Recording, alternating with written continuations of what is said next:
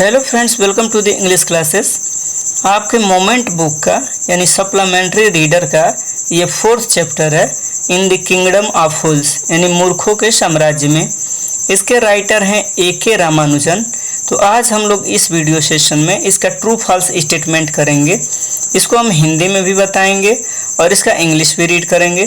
तो आइए बिना देर के हम इसे शुरू करते हैं।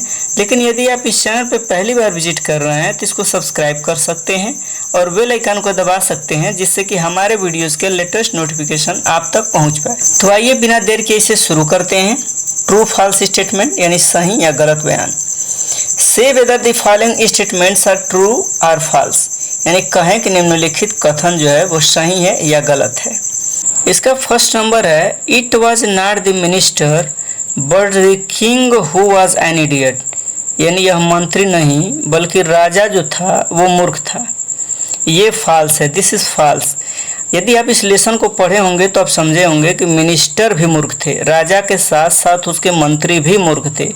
तो यहाँ पे दिया हुआ कि यह मंत्री नहीं बल्कि राजा जो था वो मूर्ख था, तो इसलिए ये फॉल्स स्टेटमेंट है, क्योंकि मंत्री के साथ साथ राजा के साथ साथ मंत्री भी इडियट्स थे। सेकेंड नंबर क्वेश्चन है, the king ordered his subjects to till their fields and run their businesses only after dark, यानी राजा ने अपनी प्रजा को अपने खेत जोतने और अंधेरा होने के बाद ही अपना व्यवसाय चलाने का आदेश दिया। ये ट्रू है, this is true. Third number question है, the city which the Guru and the disciple arrived in was a beautiful one, यानी जिस शहर में गुरु और शिष्य पहुंचे वह एक सुंदर शहर था। ये ट्रू है, this is true. Fourth number है, it was midnight when they arrived, यानी जब वे पहुंचे तब आधी रात हो चुकी थी, है ना, आधी रात हो चुकी थी।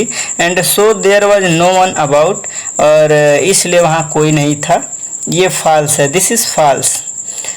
5 नंबर है, everything cost the same a single duddu, यानी हर चीज़ की कीमत एक ही होती है, यानी वहाँ पे हर एक चीज़ की कीमत एक जैसे थी, जैसे कि एक डुड्डू। तो ये ट्रू है, this is true. The guru realise that it was the kingdom of fools, यानी गुरु ने महसूस किया कि हम मूर्खों का राज्य है। यह ट्रू है, दिस इज ट्रू। 7 नंबर है, the Guru left the kingdom living behind the disciple, यानी गुरु ने शिष्य को छोड़कर राज्य छोड़ दिया।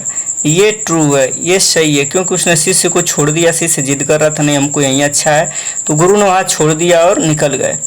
8 नंबर है, as the thief was carrying out his loot, यानी जैसे ही चोर लूट का अंजाम दे रहा था, the roof of the old house collapsed on his head, तो पुरानी जो छत थी उसके सिर पर गिर पड़ी। ये फॉल्स है, दिस इज फॉल्स।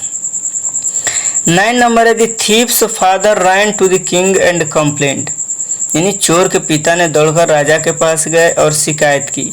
ये फॉल्स है, दिस इज फॉल्स। 10 नंबर है, द मर्चेंट साइड दैट, यानी व्यापारी ने कहा कि the wall was built in his grandfathers time, यानी दीवार जो है उसके दादा के समय में बनाई गई थी। ये फॉल्स है, दिस इज फॉल्स। 11 नंबर है, the bricklayer knew where the dancing girl lived, यानी ईंट बनाने वाला जानता था कि नाचने वाली लड़की कहाँ रहती है। ये ट्रू है, दिस इज ट्रू।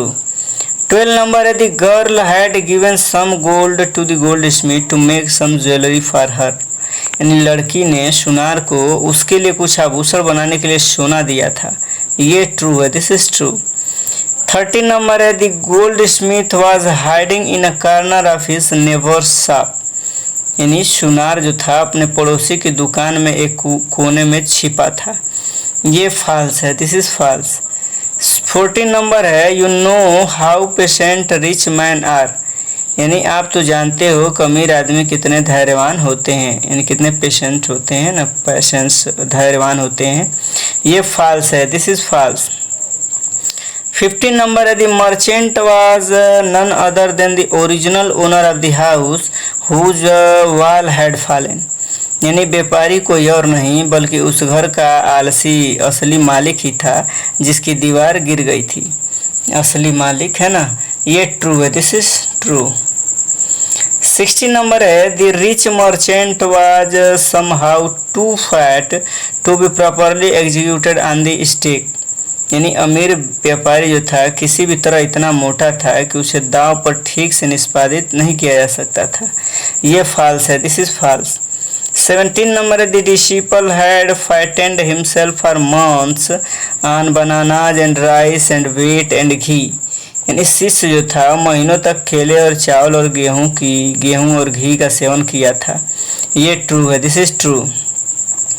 18 नंबर है the guru requested the king to put him to the stake first and to put his disciple to death after him, यानी गुरु ने राजा से अनुरोध किया कि वह उससे पहले सूली चढ़ाए, यानी उसके चेला से पहले उसको सूली चढ़ाए और उसके बाद उसके शिष्य को मार डाले। ये ट्रू है, दिस इज ट्रू।